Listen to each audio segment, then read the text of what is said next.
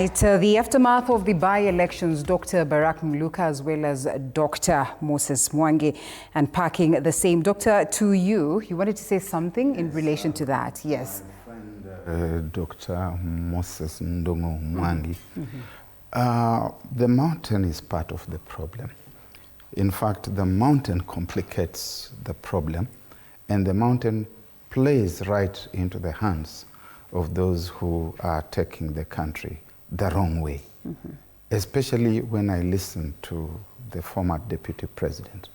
I listened to him today.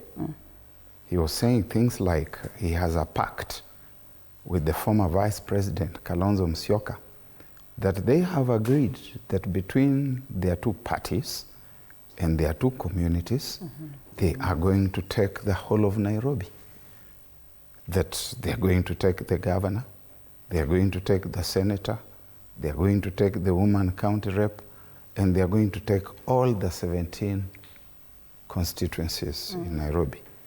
Then even as a sober patriot, and I flatter myself with the thought that I'm a patriot, I must remember, like Nehemiah in the Bible, that I also come from somewhere. And then I must start asking, so where does this leave us? Who are these people we think we are working with in the collective so-called united opposition? Are we horses that they are riding on to take them to where they want to be taken?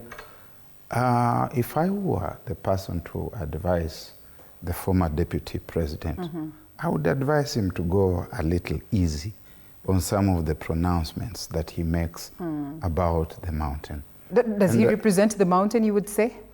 Well, I want to believe that he does until I hear someone else coming and saying, and I've listened to my good friend here, Dr. Moses Mwangi, who is a very learned gentleman.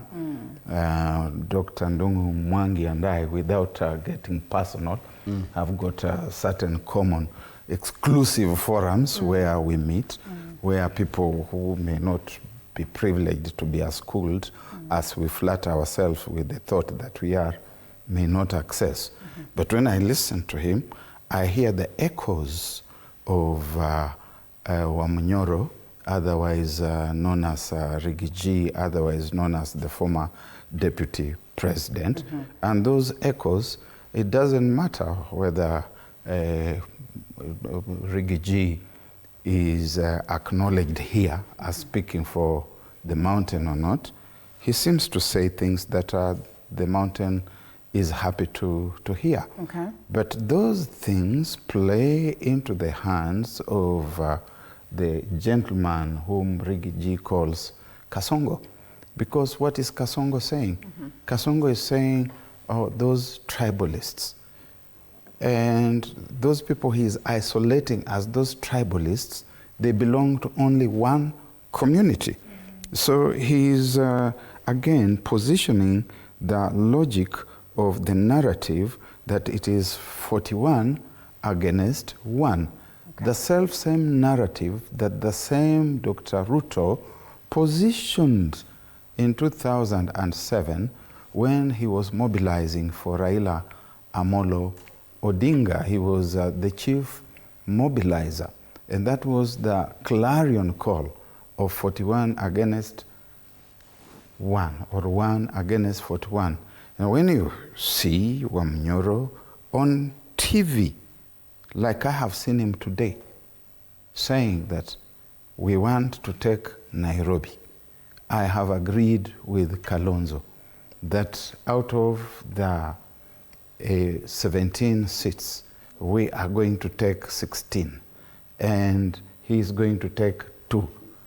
Where does that leave the rest of us? And when you say the rest of us, do you mean that you associate with the united opposition? Perhaps I would have the privilege to do that, but the persons who are watching. Regardless of whether you associate with the united opposition or not, where does that leave the rest of us? And the reason why I'm asking is because I would want to understand what are some of the conversations that go on such that a leader of the united opposition can go ahead